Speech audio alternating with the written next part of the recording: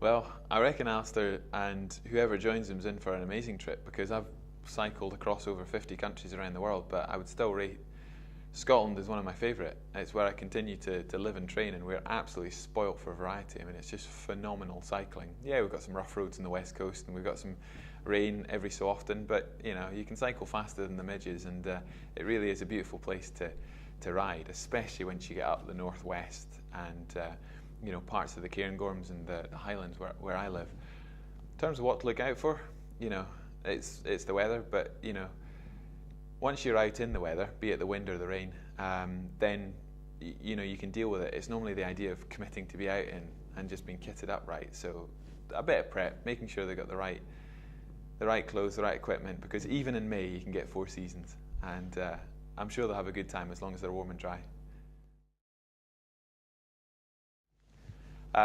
For cycling around Scotland, you don't need that much kit. Take a good camera.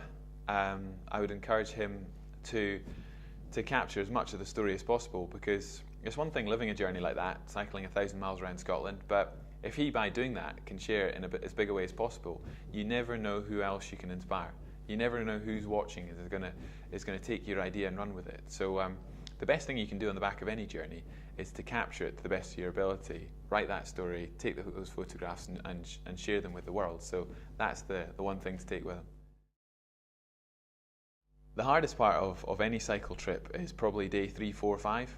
By that I mean the adrenaline, the excitement and the fresh legs of the start have gone, and mentally you're starting to realise how far you have to go. So your legs are tired, maybe your backside's a bit sore, and you're 2-3 days in, and the reality of the scale of the challenge. If you've never cycled 1,000 miles before, it's hard to understand just how far that is.